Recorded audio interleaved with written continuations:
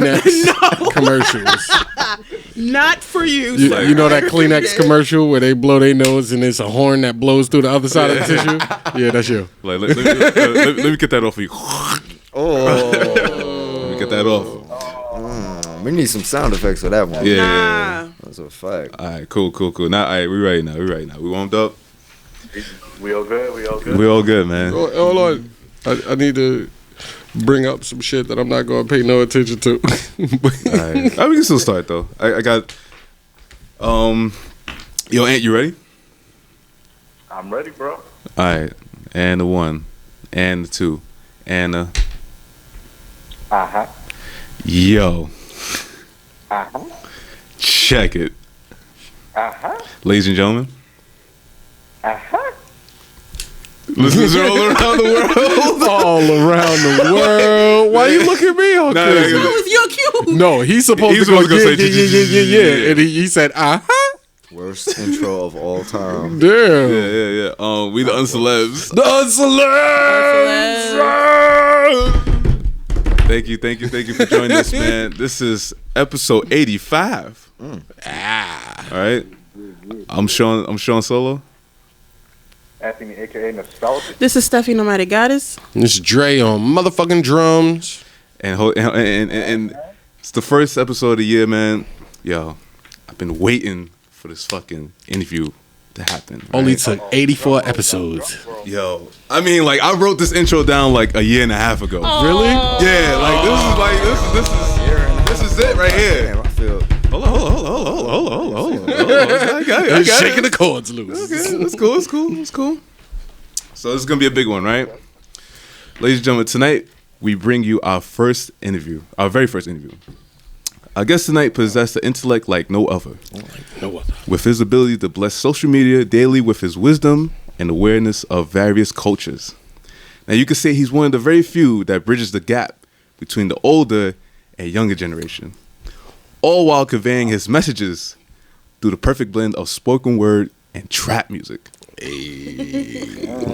Ladies and gentlemen, the UnCelebz podcast proudly welcomes the spoken dragon himself, Xien Khartell. What up?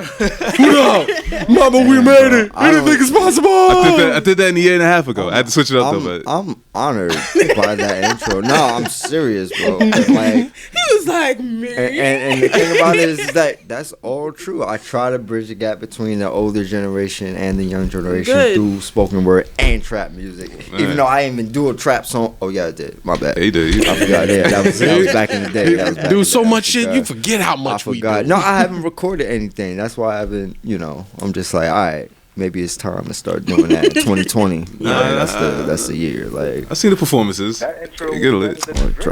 intro. Listen, yo, this is our first interview. This is family right here, so we gotta give him the proper intro. Fam though. Like, we gotta give him... that is so crazy too. Like, because like we linked up. What was it? 2015, 2016? No, 17. 2017. Yeah. Damn, like it's like what? That's 2 years ago. Like, yeah. Damn, like I felt like I've known y'all forever. Yeah, man. That's the same, the same type of click that just happens. Niggas, on the same wavelength and shit. At a party, it's like, oh shit, what's good? What's good? Oh, yeah. Did we just become best friends? No, that's a fact. my nigga. That's best friends. Like it's so crazy. Like, because I was going through so much shit that year. Like, and I was just really trying to have my head in a very positive spiritual way. Like, and I don't know. I feel like just keeping my head that way and just keeping my soul, it just brought everyone that I really needed in my life together. I mean, that's even what still, you were looking for. Yeah, no, that's facts. Like I'm trying to. I don't want no fake shit. Man. Stop. No, you good. Yeah. I don't want no fake shit. Like no fake people. No fake promises. None of that. Like it's true, man. But let's talk about that. Like, what inspired you to, like, as far as like spoken word and music, like hip hop and rap, and like what really got you into that? My father actually got me into writing poetry when I was about 13, 14. He was always in and out of jail, but he always wrote stories and he wrote poems. So I read one of his poems one day. I think it was called I forget what it was called exactly and shit. But it was like, it was everything that I felt in my heart at that point. Because I was writing poetry, like, no, I wasn't even writing poetry. I was just feeling a certain type of way. You know, you're an adolescent, you're 13, you're not really sure what the fuck is going on in life. Pretty much. So I just started writing. My first poem ever was called Elements. Like, it was just about earth, wind, fire, blah, blah, blah. And then since then, I let one of my friends named Vanita, let her read it, and she was like, oh my God, that's so good, even though it's cheesy as fuck. Like, but that's what actually continued me to write. And then spoken word came in around like 15, 16. Okay. And I gotta give a tribute, shout out to Raymond Reed, my first boss at Elm Street Community Center. He's the one that taught me just Kwanzaa period. He's the one that pushed me forward to do spoken word and just all like just black history period. Like, you know, he was a black man. He worked in Elm Street Community Center. He worked with kids in the hood and whatnot, and that's really what inspired me to just do spoken word, because Yonkers hood ain't shit to do. Like, unless you getting in trouble, unless you joining a gang, or, you know, you just out there doing fuck shit, then there's really nothing to do. Right. And it's sad too, because like even in Yonkers, when you're doing poetry, there's still nothing to do. So I had to go outside of Yonkers into the city actually do poetry. Right. And I feel like I've just been traveling from Yonkers to Brooklyn since I was like 17. Shit, you started early, man. Yeah. Some people, they don't get their shit to like maybe like mid-20s, like, all right, this is what I want to do. But at least with you, you had inspiration from your OG. And I still feel like I'm still feel like I'm not going in the right direction. But I know I am. But it's just like, like, I think it's really money sometimes. Yeah, it's a journey. It's a journey and a learning experience. That's what it's about. It's true, man. I mean, like, as you go along, like, you know, as you get older, you just live and you learn.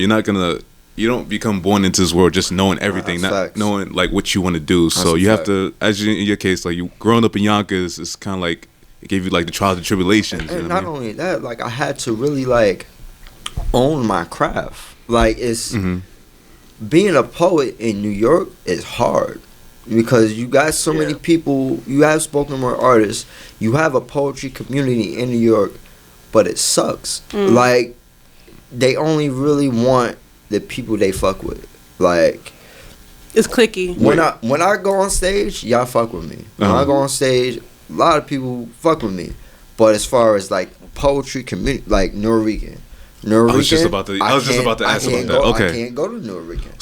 So like we'll talk about your experience with that. Like, it's not poetry based. It's performance based. You come. It's an open mic. You come. They have their slams, but poetry should be more than a slam. Like, you're talking about people that express themselves through writing. And sometimes it's very hard to make a poetry show, because since it's that element, sometimes you just got guys just talking about, like, you know, something that just happened in their life, and they just word it. It's like white people. White Claw, my bad. So, I'm about I'll burp like right when I said white people. But it's editable. It's good. Like, it's no shade to white people, but the way white people write is way different from like black people. Like, sometimes they'll go through so many metaphors and different trials and tribulations, and if you like poetry, then you're gonna listen to it. But if you don't, it's like, this white boy talk about.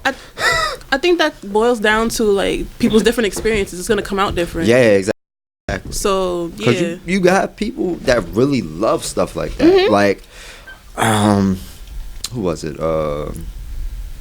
I got involved with an open mic. It's actually an event called She Reads. And then, you know, She Reads is, you know, black based, but they bring all poets from just all generations, like new, old, and I love settings like that, because you really get to see the older generations' poetry and how they speak, because they all really poetry is about history. Basically. Like, that's it. And history is so important, and it's so forgotten quickly. Like, so with my poetry, I try to really put in history and trap music, because trap music is history. Yeah. Like, honestly, when trap music first came out, And I mean, you're not just talking about like the lyrics and shit. We're just talking about the beats that came out, and the YouTubers that started hopping on trap music and shit like that. White kids, little white kids. Oh, let me make a trap song, because it was just that easy. Yeah. And it just shows you how creativity really is that easy. Like, yeah, because I feel like it started out. And correct me if I'm wrong. Like, I felt like when people were rapping, like especially with YouTubers and comedians, when it started first rapping to trap beats, it started out as a parody. Like, this is how the trap people sound. Yeah. But then after a while, then after a while, they was like, oh shit, and now these parody artists are actually getting full blown careers. Right. You know, the Slim Jesuses of the world, right? Trinidad James. You know, really like for like 2 years, and he was like, or even a couple of months, he was like, niggas coming up just like Soulja Boy. You know, like really just getting a whole bunch of social media hype, no matter how good the music is or whatever, but just creating that hype is what creates the dollars, you know? Right. You get people excited, you're going to get some money. That's a fact.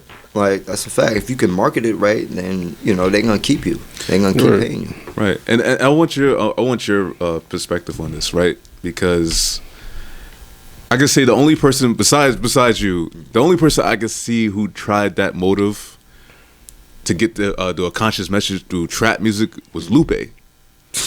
That's a fact. And that's a fact. And I think, honestly, Lupe was successful.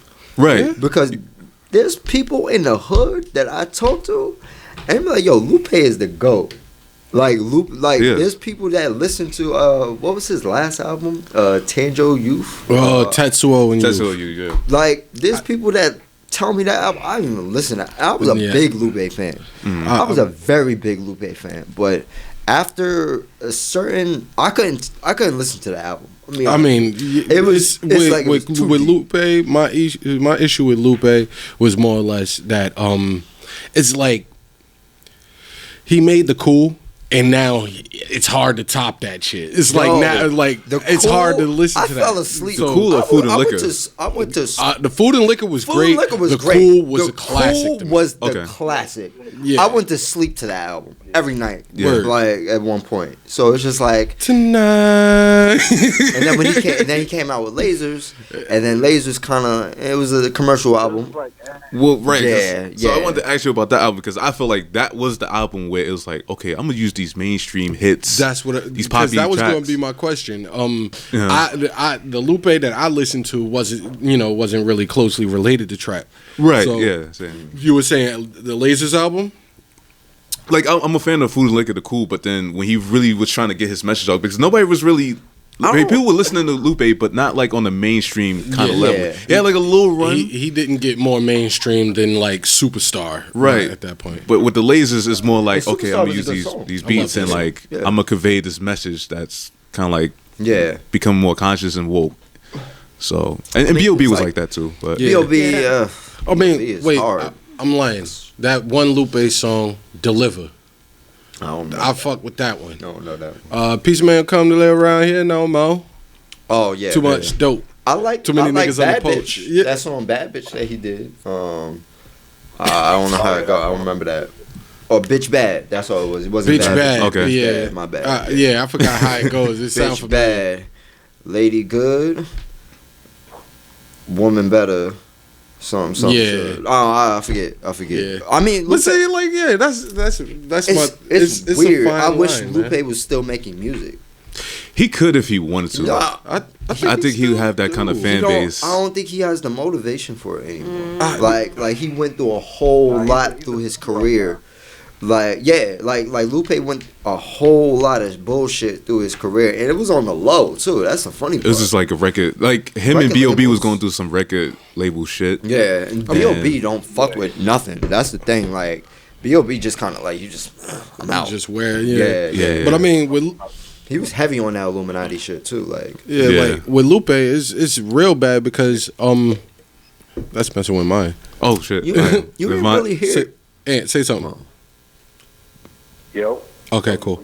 Yeah, I'm good. Okay, mine was like, but going in and out. with Lupe, it was kind of like, he's way too dope. Like the Cool, you know, the food and liquor, it was just way too dope. Yeah. You know? And now it seemed like he has to try so hard to put out these messages and stuff like that. Because I mean, like, it's not even just like a sometimes thing with Lupe. It's like a line. As soon as the Cool came out, everything after that I really wasn't messing with. Yeah. Everything before that, you know, even the mixtapes, that's like true. Fahrenheit, Yeah, First Fahrenheit is was- 15, and he came out with mad was that parts shit? to that. Revenge of the Nerds. Oh, okay. That shit, like, he had a bunch of shit. What was that shit? But I'm saying, like, Child Rebel Soldier, it's yeah. hard. It's hard to just dance that line between, you know, conscious and trap. You know, because it's like you gotta be. Sometimes you want to be conscious enough for Sometimes niggas don't wanna the hear that conscious shit. community. Even me, being a conscious person, I don't want to hear Word. that shit sometimes. Yeah, like, but sometimes people try to be conscious enough for the conscious community to respect it, Fuck the and then conscious try to community. be Like, and fucking that's true. trap enough for the trap community, and then you get caught in the middle, and neither one of them fuck that's- with it. you that's know? why I Just like- do what you fuck with. And that's why That's I like true. Lupe, because I felt like he wasn't trying to be conscious. He was just making music. Like, Just to but be he was making music. Yeah. But he That's what was it's doing doing, it yeah. his way, because Lupe talks a lot about his life. Like, he talked about his father. His father did martial arts. His father taught him martial arts. His father was the one that, like, you know, influenced him to look at the hood at a different perspective. Like, and Yep, and raised not to all be his brothers and part sisters of like it. that. Yeah, not to be part of it. Yeah, that's facts. Not to be part of it, but it is in you. Like not me. I ain't the hood, but I'm from this shit. Like Exactly. You everything represent it. everything I've learned was from the hood. It was from my ancestors, from my people, my community. Everything that I've learned, like everything consciously. Like, I didn't really read books. It was. I didn't go to school. It was all from the street. From the street, yeah. Like, but I just wasn't selling no weight. I wasn't doing that shit. Oh, yeah. Like, nah. Like, trapping, like, it's weird though, because you have kids our age that are in prison for life because they were trapping. Yeah. And that's our And they been generation. there, Or yeah. just They've been around there. it, yeah. They've been there. Like, Yep. some people are born into it, and it sucks. And that's why I fuck with Lupe, because he give you the hood and the intellectual. Kendrick, Yeah. I like Kendrick too. Kendrick broke that kind of gap, like, where he can give you conscious. It is weird.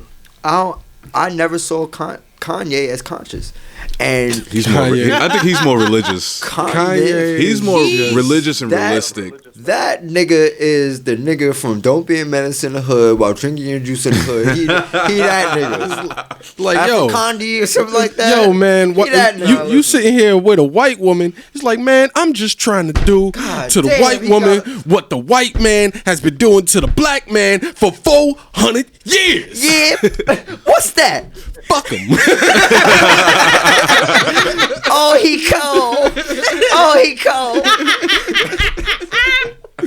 Yo, Kanye is Oh my god. crazy because I mean, like, Kanye went Yo, from that George was- Bush don't like black people to Kim you Kardashian don't have to be Kardashian. Republican. Yo, you don't have to that be was Democrat. Supporting That Donald defined- motherfucking Trump. That defined Kanye so well. Well, okay. Because African. we could talk. Like, how do you feel? How do you feel like with the state of Kanye now? Like, he's like full blown. He's always been a religious rapper, but Yeah. a lot of people just don't know that. I keep saying that he's always been a religious rapper. Yeah. Jesus walks, even though he didn't write it. God, like, but He performed it. That's all. That's all. Right? Right. He made Jesus Walks. He's never going to hell. one thing Nigga, no, you didn't. Stop speaking on Rhyme Fest life. Oh yeah. Oh wait, Ron what he Fest said. made Let's Jesus be walk. real. Rhyme Jesus Fest, got a couple I remember that. followers. They ain't Rhyme following Fest him, wrote right? Jesus Well, walks. true. But see, with Kanye, They didn't it hear was- me. It was I said, let's be real. Jesus even got a couple followers that ain't following him. Oh yeah. So, but he was like a balance. And they was his disciples too. That's the funny part.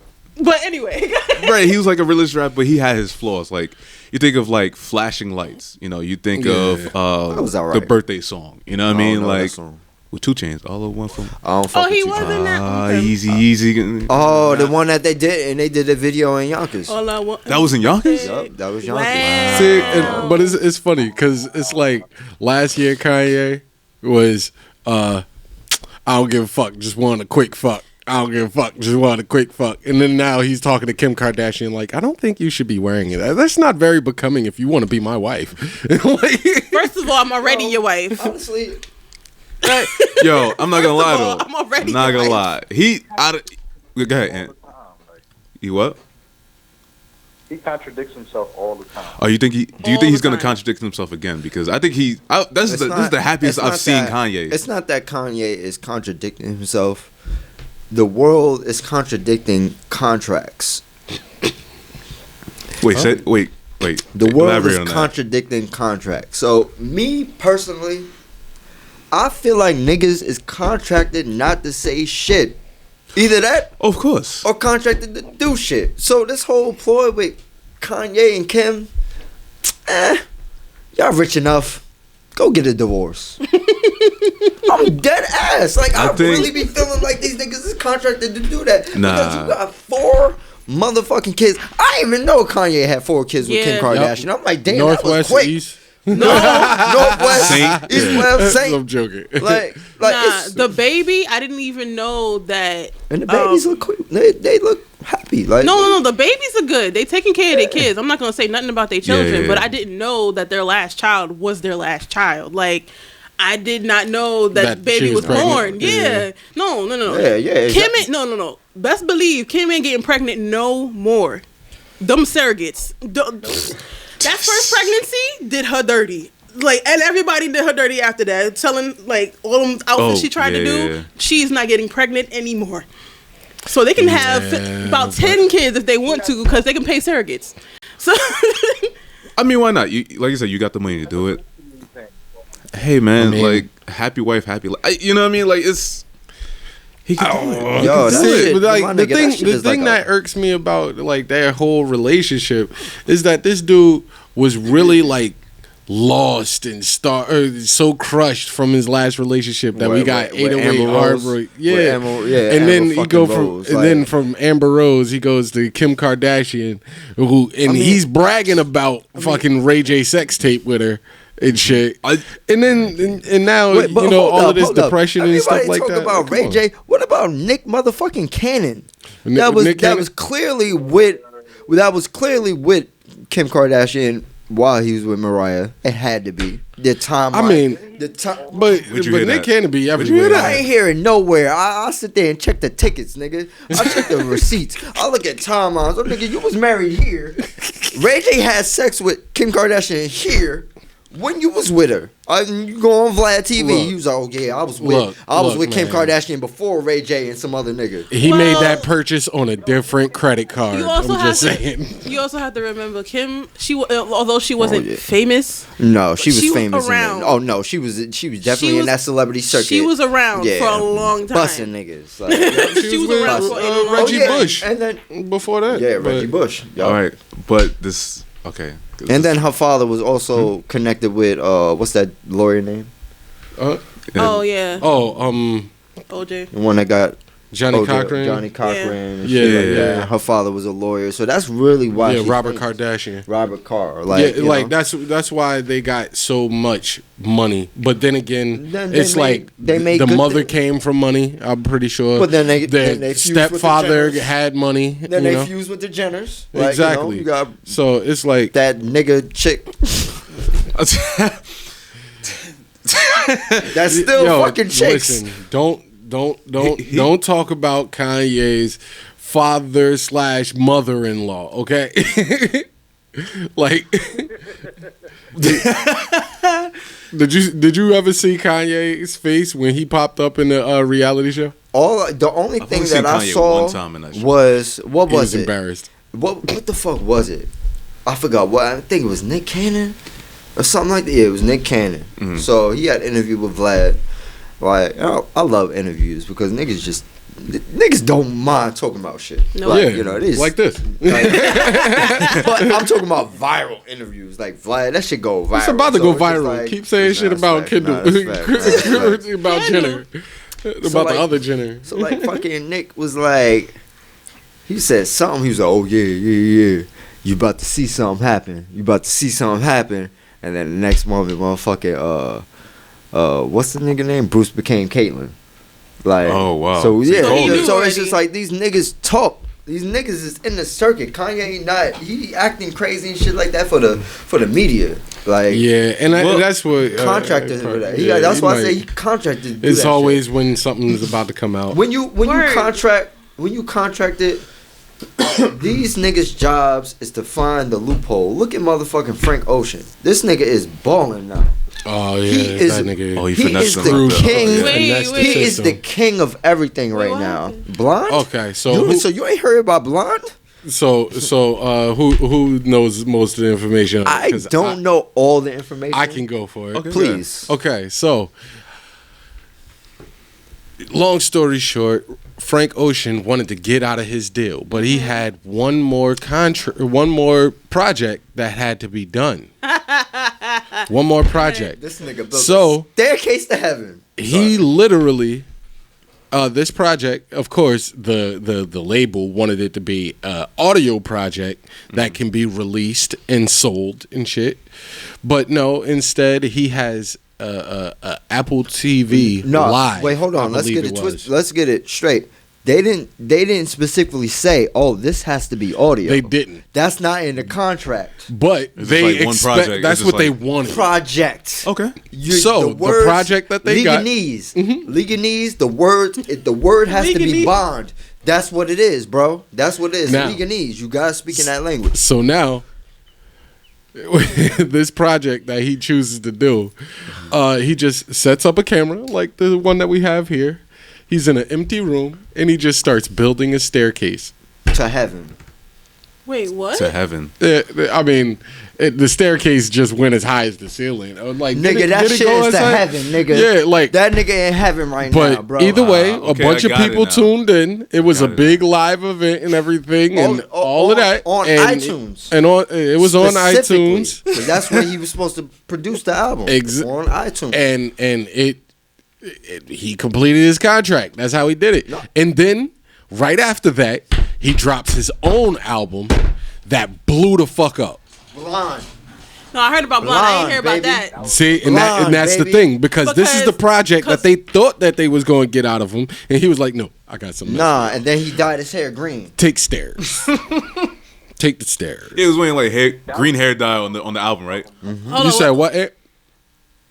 That was a Channel Orange album, right? No, this is after. No, it's Blonde. Blonde, yeah. No, it's Blonde. That's that's the only album that you can actually like.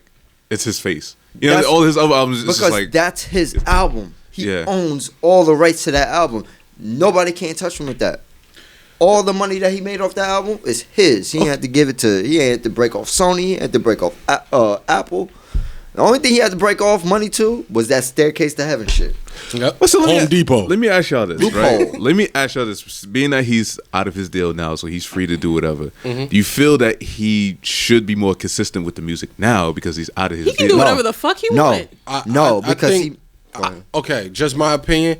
I think that everybody, when they can, should be as consistent as humanly possible when it comes with music. Just because these things are what your fans are looking for. You could even look at Drake. Drake just dropped the song, and because he, he kind of lost a little steam. He getting mixed reviews. You can't compare Drake because Drake is by far the most consistent. He is. He is the most consistent, but I don't think it's about losing steam. I think it's about, are we into you right now?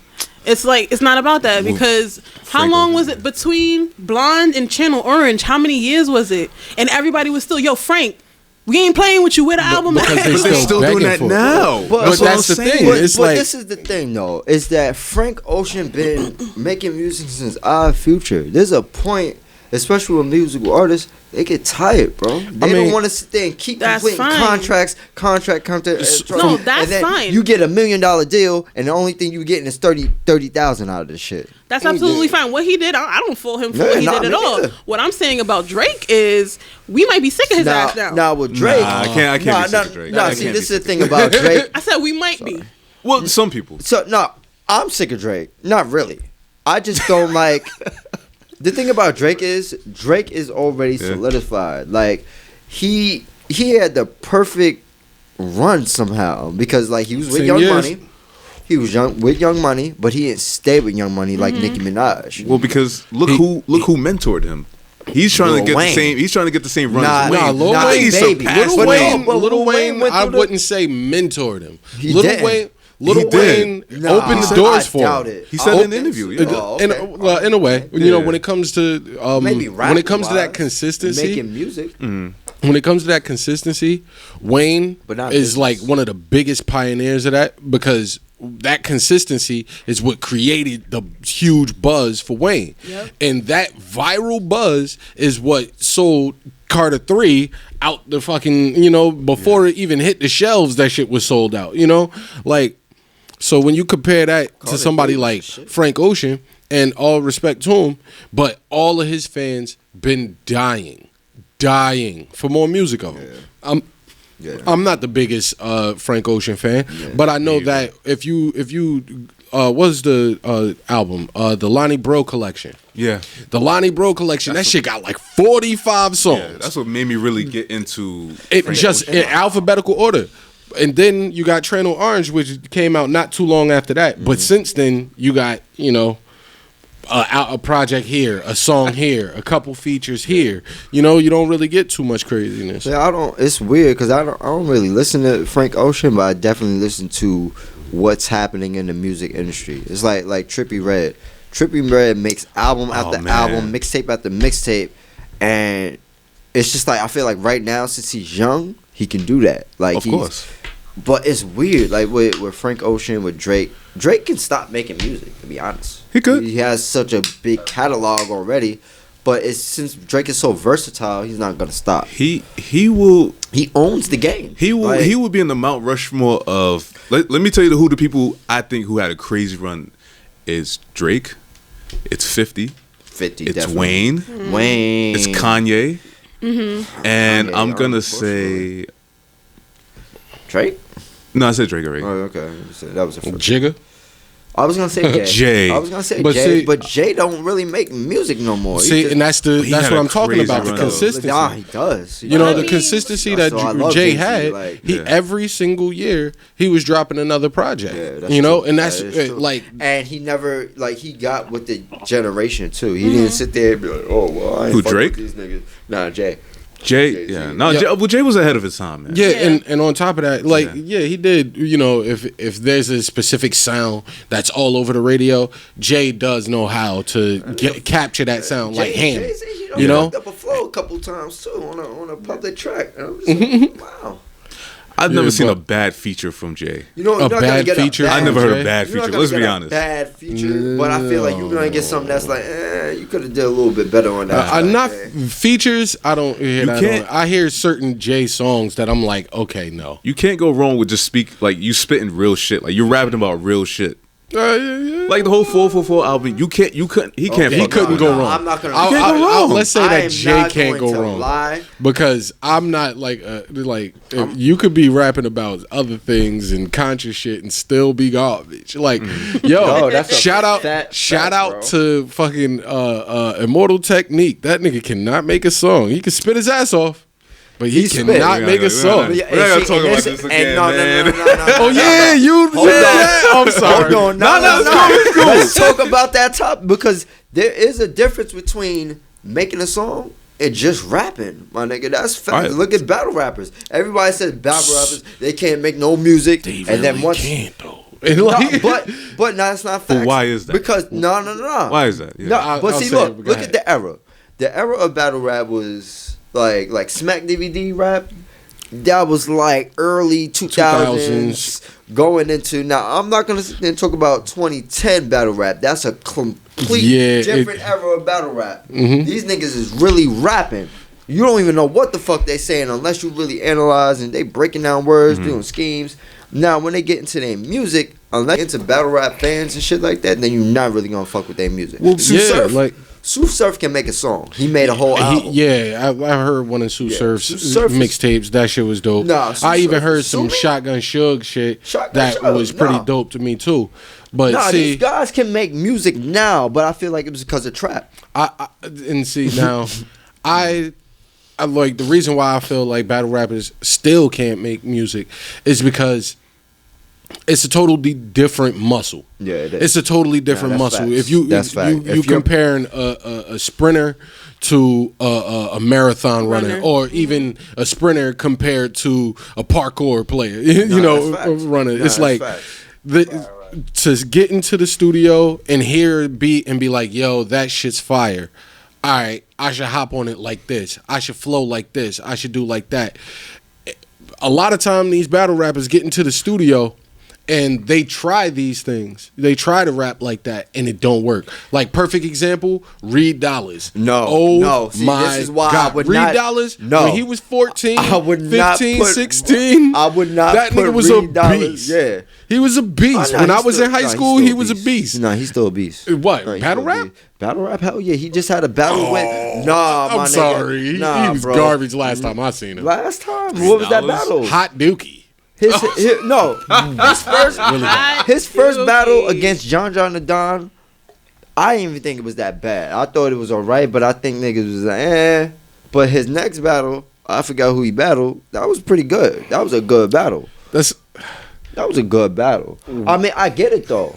Reed Dollars back in the day was a beast because he was owning battle rap. And on top of that, he was so young and he was just coming out. Nah, you know? Like, he had drink so a lot. much Well, here, take this 40 to the neck. Yo, my nigga, once you heard motherfucking Reed Dollars, you just like, oh nah, I need to hear that Reed. Like, he was kind of like Lux in a way a little bit. Yeah, there were those verses Philly that was just like, yo, this nigga bent that shit. He's from Philly, so it's just like a lot of Philly rappers. Philly battle rappers. I'm not gonna front they're though. different breed, man. Yeah, I ain't gonna, just Philly rappers, battle rappers and. I gotta represent Jersey battle rappers. I feel like Jersey battle rappers are the best in my opinion. You look at the Sue Surfs, you look at the Serious Jones, you look at Arsenal, you look at the Shotgun. I'll fuck with Arsenal, but I do not fuck with Serious Jones. Serious Jones is the most garbage battle rapper in history. I do not count Fight Club as his battle rap career. I'm talking about motherfucking now. Fight Club, he was owning Fight Club. He beat Jin. He beat Jin. I mean, he beat Jin with a lot of racist jokes. That's not even Serious Jones' best battle to me. But what was his best battle? With O Solo? Well, I feel like he dragged the shit out of Murder Mook. Murder Mook, that whole battle was garbage. I've never seen Murder Mook win a battle aside from a Young High. Young High is the only person I've seen Murder Mook beat. That's everybody else. That's how I feel about that's how I feel about Rex. Rex is his understudy that practices losing so that he can lose almost to the level that Murder Mook loses. Murder Mook in battle rap has never lost a battle, sort of kind of. I'm gonna disagree. I don't believe that's not I feel like he lost to Party Artie. I feel like he lost to Serious Jones. No, that's facts. Party Artie, he lost that battle, but Party Artie died, so it's just like, he passed away and shit. So it's just like a lot of people don't count that battle. No, he got to wear that W. You get that W and get to the grave. But then when you talk about Serious Jones, that's such a controversial battle because, like, when I first watched that battle, I thought Serious Jones won. Now when I watch that battle now, I think Murder Mook won. Yo, you want to know how I feel about that? Down on his dick, down on his chest. Bullshit. That was bullshit. You know why? Battle? You know why? Consistent. That whole battle ended up birthing fucking Lil Duval versus Serious Jones YouTube video. I don't remember that shit. It birthed Chocolate Dropper versus T-Pain. That shit birthed Super Hot Fire. See, now that Dead goes serious. back to Fire. Yeah, you told me. That goes back to being the parody. Exactly. Back to being the parody. And now you look at that battle, and dot on your head, dot on your arm. That was not bars. It wasn't bars. It wasn't. You don't have to. No, and that's when the crowd came in because had they been somewhere other than Harlem, you're not going to get 35 niggas screaming dot on your head, dot on your well, that was his crew. That was Dot Mob. Yeah, that was exactly. Dot Mob. Dot Mob hopped up and said dot on your head, dot on your head. This is what I'm gonna say is that if you have crowd control, that's a point in battle rap, and there's no points in battle rap. You cannot win a battle. It's only really like just crowd decided that both battle rappers still get paid. Even if battle rapper lose, he still get paid. So it's really up to just how do you feel about the battle. So that's why I'm like, at first to me, that dot on the head, I ain't fuck with it. But at the same time, you gotta fuck with it because it's been like that battle was what 10, 20, almost 20 years ago. Yeah, and I'm sitting there still saying 15? dot on his head, and that's Murder I mean, Mook. Murder Mook battle Lux and won. He killed Lux. What, the second time? Not the first time. First time he got I don't remember the first time him. It was in the Lion's Den. I don't think if Lux and Mook was in a battle, I think Lux would. No, they were in a battle Lux recently. bro. No, they was in a battle recently. Murder Mook won. Bro. I haven't Murder seen it, Mook, but just consensus. Murder Mook murdered that nigga, and Loaded Lux is my favorite battle rapper of all time because he blends the consciousness with the hood. B-Dot tried to do that shit, but that nigga trash. So I'm giving it 100. B-Dot is trash because he followed Brother Polite, so he trying to be too comedic. He trying, you gotta put these comedics in this. I don't want to hear that shit. I want to hear some battles, my nigga. I want to hear you murder this nigga, flip him up, throw him in the pool. So all right, right. So let me ask you, like when you look at a battle, right? Like what are the key things that you're looking for? Number one, you gotta have punchlines, you gotta have bars, you gotta have consistency, you gotta have crowd control. If you don't have crowd control, then you trash. You gotta have a little bit of jokes. You don't necessarily have to have it. It's really hard to say what you gotta have. You just can't. It's like Charlie Clips. Charlie Clips is a comedic battle rapper, but he still got bars. If you look at Loaded Lux, if you look at Lux and Clips, that battle can be debatable. Yeah. Even though Lux is going ham on this nigga, and the crowd is fucking with it, and that's the part that you gotta have. You can't be comedic, you can't be conscious, and the crowd don't fuck with it. That's B-Dot.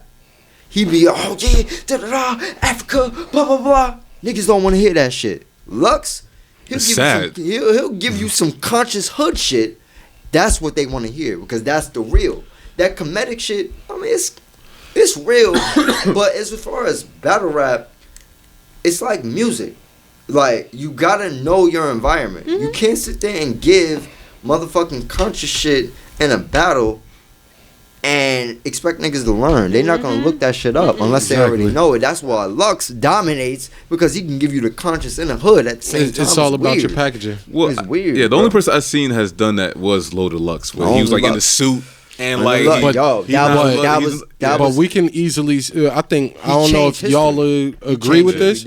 I don't know if y'all agree with this, but that is probably one of the best battle rap verses ever. Like that shit is a big reason why battle rap crossed over into mainstream. Exactly. You know, you got Jay-Z hearing this shit talking about you gonna get this work. You gonna get this work. Everybody was saying that shit. Lux choked his whole second round, half a round. Yep. And then he choked in the first. He choked in the second first. Round. No, it was the second round. He choked in the first round. In the first and then round. finished his first round for the second round, and then spit his third verse. And then you know what fans was asking? And that third verse was everybody was asking, "Yo, did you do that on purpose?" And Lux ain't say shit.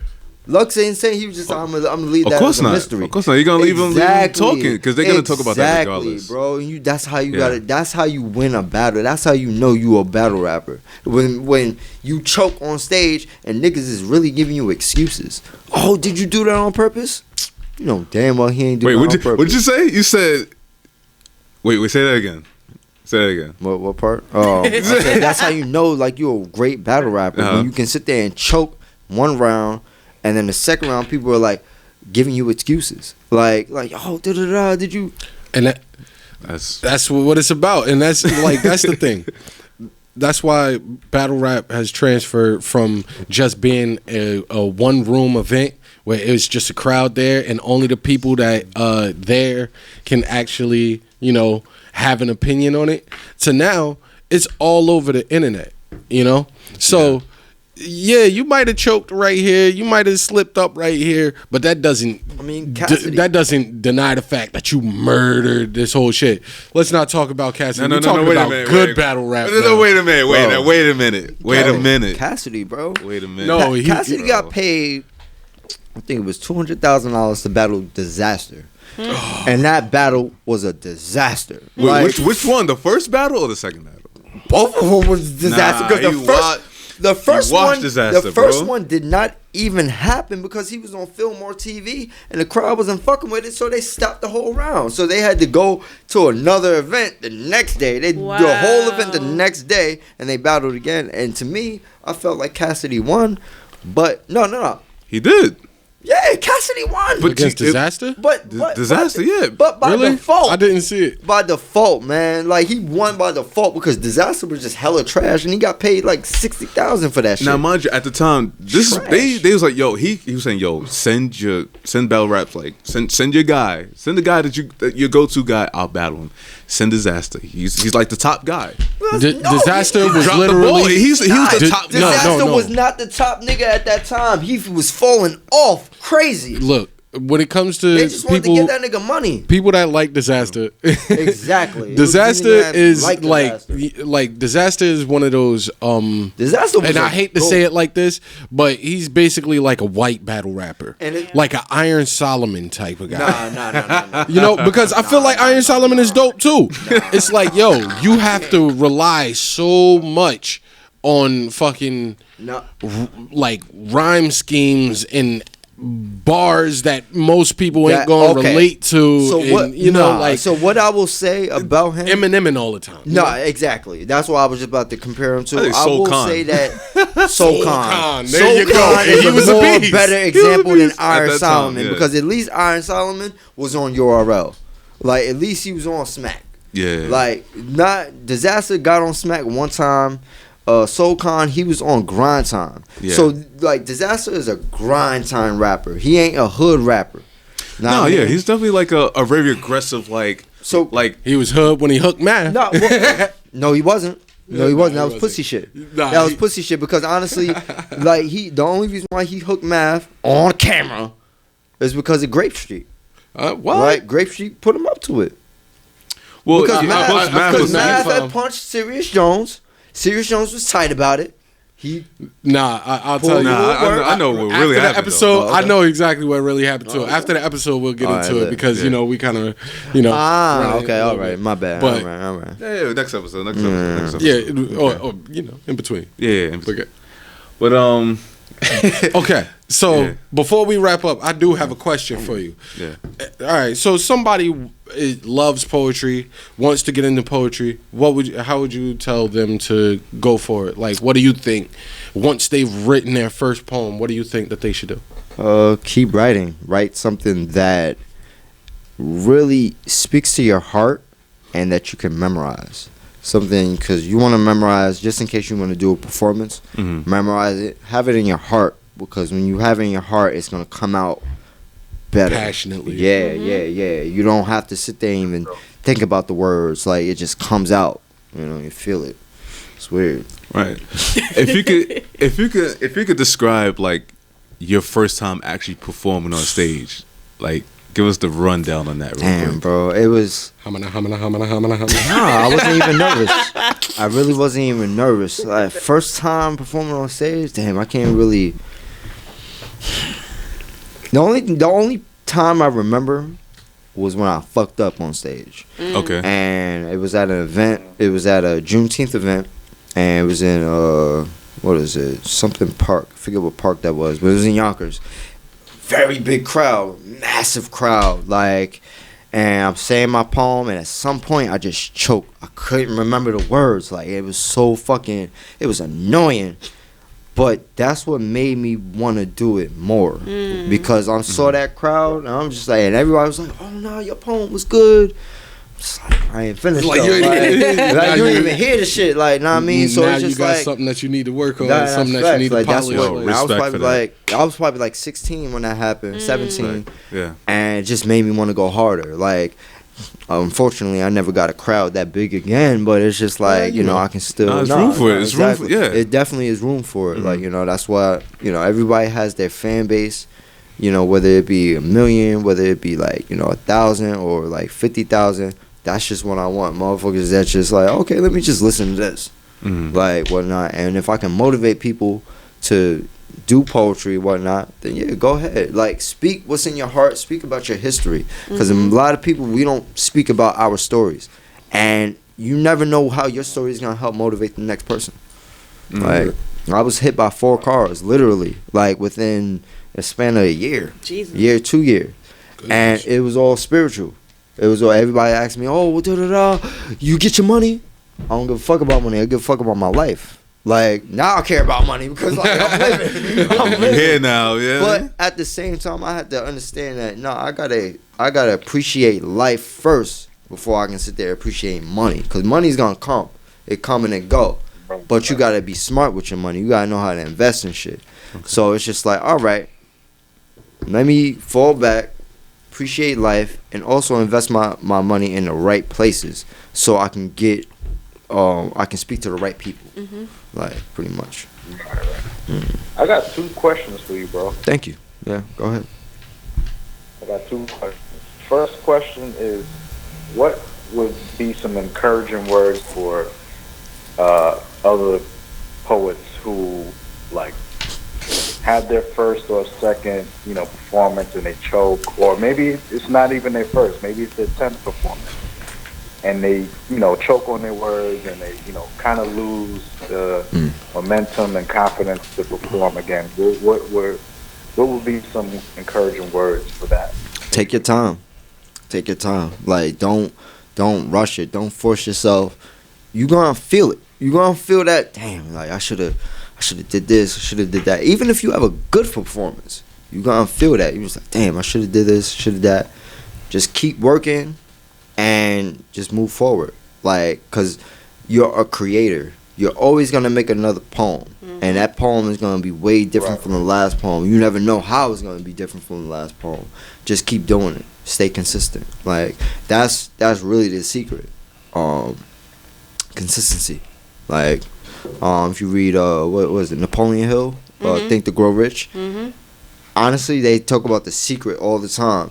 I really think the secret is just consistency. Just keep doing it. Get that 10,000 hours of work. Consistency and believing that you can do it. If you get that 10,000 hours of whatever you do, then you're gonna flourish in it. Like, but you gotta love it too. Like, I mean, people do shit and they don't love it and they still flourish at it. I don't know how they do it, but I think it's that 10,000 hours. Keep doing it, be consistent, and you're gonna find your different method. Like, it's weird. That's all I'll say. Like, that's my word for the night. It's weird.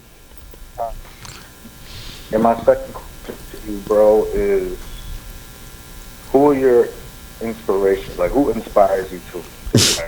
Damn, bro, that's hard. I feel like my community inspires me.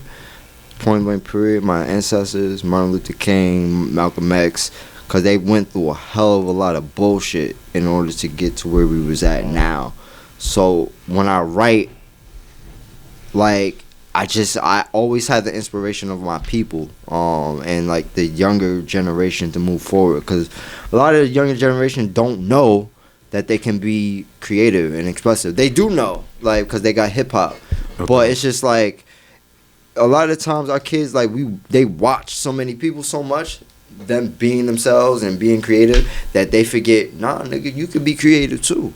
Like, stop. You literally can stop watching everything you're watching and recreate yourself, like, and become like a true entity. Like, it's weird. Like, look at XXX Tentacion. Like, this motherfucker is the GOAT when it talking about spirituality and motivating yourself and shit, and then tragedy. Like, you're right. Ladies and gentlemen, the young OG Xien Khartell, man. Thank you, guys. Like, I appreciate y'all, Smoking man. Dragon himself, man. We gotta give this man his roses now while he's here. Yes. We gotta keep doing what you're doing, man.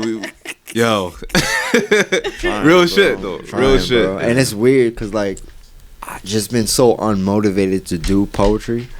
I want to do other shit. I don't want to just stick to poetry. Like, I'm a creator.